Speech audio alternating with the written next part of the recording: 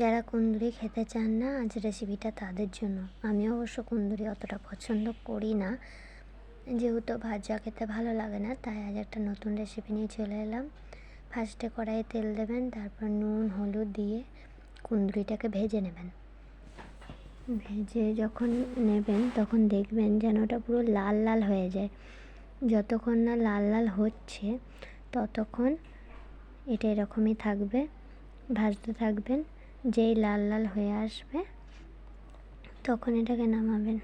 এই যে দেখুন কুন্দুরিটা ভাজা হয়ে এসছে। এবার এটাকে লাল লাল করে নিয়ে এটাকে ভেজে নিয়ে নামিয়ে নেব।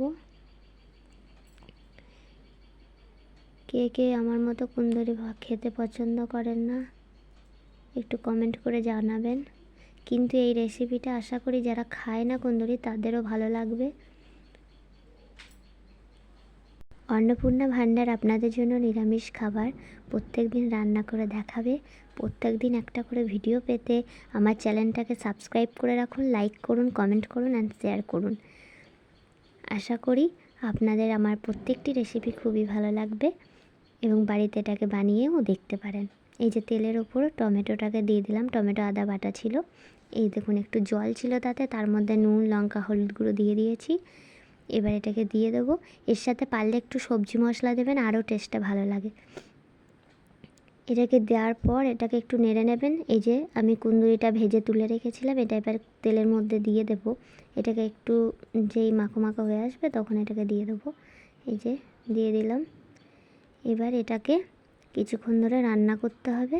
রান্না করার পর যখন এরকম হয়ে আসবে তখন এটাকে আমরা নামিয়ে নিতে পারবো। এই যে দেখুন কি সুন্দর নরম হয়ে গেছে। এটা খেতেও এত টেস্টি হয়েছিল। একটু ঝালটা বেশি হয়ে গেছিলো, কিন্তু আপনারা ঠিক পরিমাণ মতো দিয়ে নেবেন, দেখবেন খুব সুন্দর খেতে লাগছে এটা। আমি কোনো দিন খাই না কুন্দুরি, তাও আমি নিজে 8 পিস কুন্দুরি খেয়েছি এখান থেকে। দেখবেন এটা অসাধারণ সুস্বাদু খেতে লাগছিল। বাড়িতে প্লিজ একবার বানিয়ে দেখবেন কিন্তু। এবার দেখুন এটা কি সুন্দর হয়ে এসছে।